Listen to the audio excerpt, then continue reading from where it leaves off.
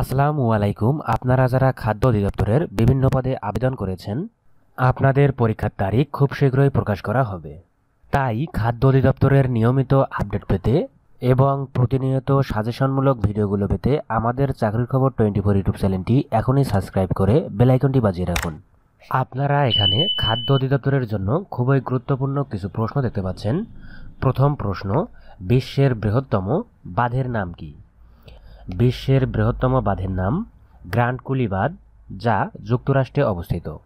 আর প্রিয় বন্ধুরা, আপনারা যারা খাদ্য অধিদপ্তরের জন্য আমাদের চূড়ান্ত শর্ট সাজেশনটি নিতে চান, আপনারা স্ক্রিনে দেওয়া হোয়াটসঅ্যাপ নম্বরে দ্রুত যোগাযোগ করুন। জাতীয় ভোক্তা অধিকার সংরক্ষণ অধিদপ্তর কোন মন্ত্রণালয়ের আওতাধীন?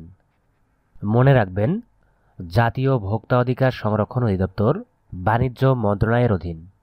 শিক্ষা হল ব্যক্তির দেহ, মন ও আত্মার সুষম বিকাশের প্রয়াস। এই উক্তিটি কার?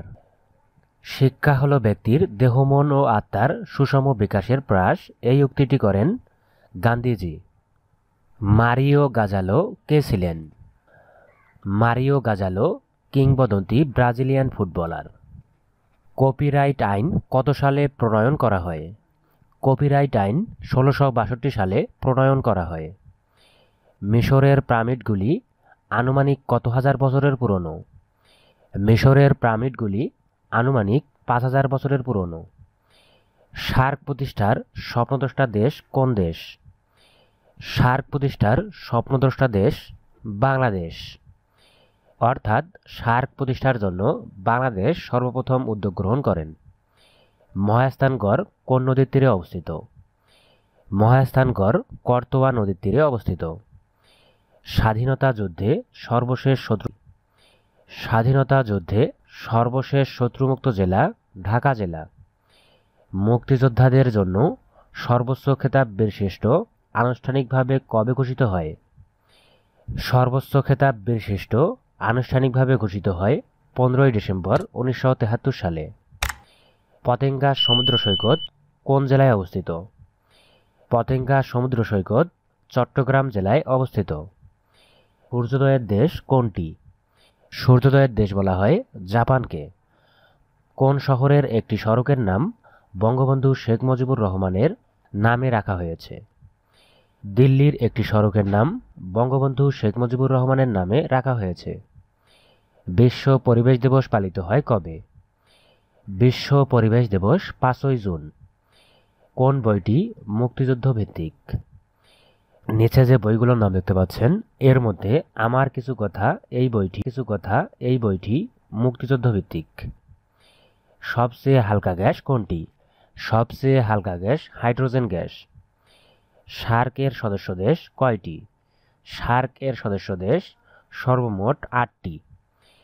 বর্তমানে গ্যাস হতে কত ভাগ বিদ্যুৎ উৎপাদন হচ্ছে?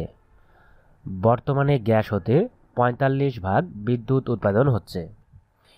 নিচের কোন কর্মসূচিকে ম্যাগনা কাটা হিসেবে গণ্য করা হয়?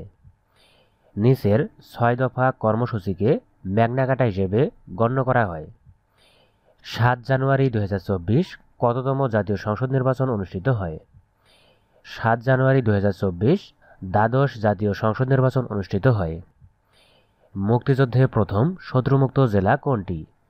মুক্তিযুদ্ধে প্রথম শত্রুমুক্ত জেলা যশোর জেলা। কত সালে হিন্দু সমাজে বিধবা বিবাহ প্রথা চালু হয়? 1856 সালে হিন্দু সমাজে প্রথম বিধবা বিবাহ প্রথা চালু হয়। বাংলাদেশ কোন সালে কমনওয়েলথের সদস্যপদ লাভ করে? বাংলাদেশ 1972 সালে কমনওয়েলথের সদস্যপদ লাভ করে। বাংলাদেশে বয়স্ক ভাতা কার্যক্রম কবে প্রথম শুরু হয়? বাংলাদেশে 1998 সালে প্রথম বয়স্ক ভাতা কর্মসূচি চালু হয়। বাংলাদেশের জাতীয় স্বাস্থ্য নীতিমালা কবে প্রণীত হয়েছে? বাংলাদেশের জাতীয় স্বাস্থ্য নীতিমালা 2011 সালে প্রণীত হয়েছে। 2024 জাতীয় সংসদ নির্বাচন কতটি সংসদীয় আসনে নির্বাচন অনুষ্ঠিত হয়?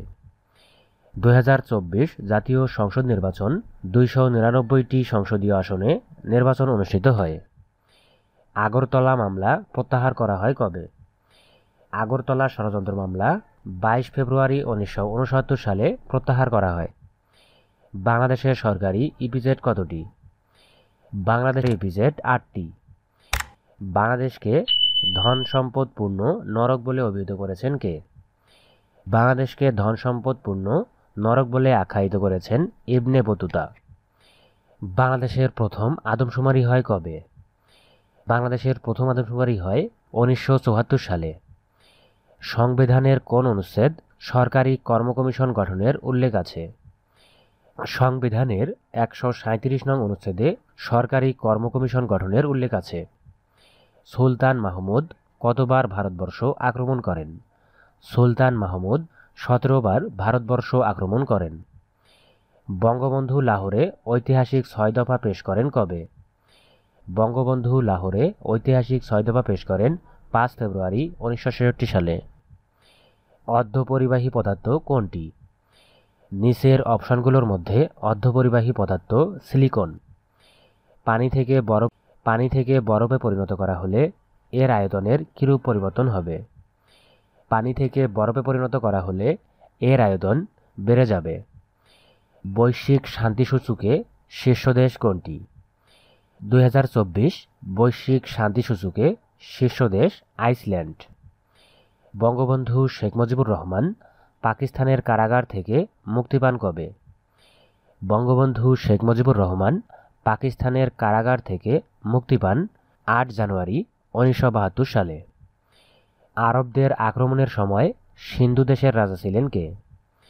আরবদের আক্রমণের সময় সিন্ধু দেশের রাজা ছিলেন দাহির। হুমায়ুন নামা কে লিখেছেন?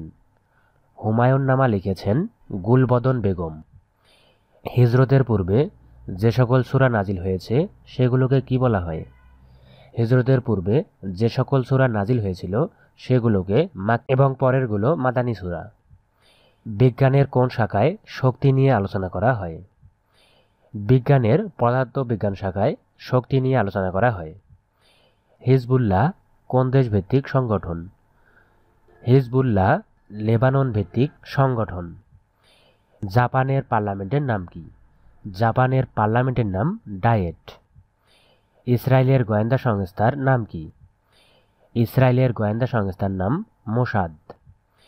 থাইল্যান্ডের মুদ্রার নাম কি? থাইল্যান্ডের মুদ্রার নাম বাত।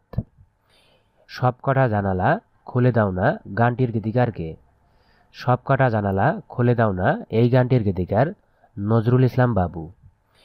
ফিফা বিশ্বকাপ 2026 কোথায় অনুষ্ঠিত হবে? ফিফা বিশ্বকাপ 2026 যুক্তরাষ্ট্র, কানাডা ও মেক্সিকোতে যৌথভাবে অনুষ্ঠিত হবে। বাংলাদেশের সবচেয়ে কম ভূমিকম্প ঝুঁকিপূর্ণ অঞ্চল কোনটি? বাংলাদেশের সবচেয়ে কম ভূমিকম্প ঝুঁকিপূর্ণ অঞ্চল দক্ষিণ পশ্চিমাঞ্চল। বঙ্গমাতা শেখ ফজিলাতুন্নেসা মুজিব বঙ্গমাতা শেখ ফজিলাতুন্নেসা মুজিব পদক 2023 এ ভূষিত হন কে? বঙ্গমাতা শেখ ফজিলাতুন্নেসা মুজিব পদকে ভূষিত হন সেজুতি সাহা। প্রিয় বন্ধুরা, আপনাদের জন্য আজকের কুইজ, ডিজিটাল বাংলাদেশ ঘোষণা করা হয় কবে? ডিজিটাল বাংলাদেশ ঘোষণা করা হয় কবে? আপনারা এর উত্তরটি অবশ্যই কমেন্টে জানাবেন। প্রিয় বন্ধুরা, এখনকার মতো এখানেই শেষ করছি। ভিডিওটি ভালো লাগলে অবশ্যই লাইক, কমেন্ট, শেয়ার করে সাথেই থাকবেন। ধন্যবাদ। আল্লাহ হাফেজ।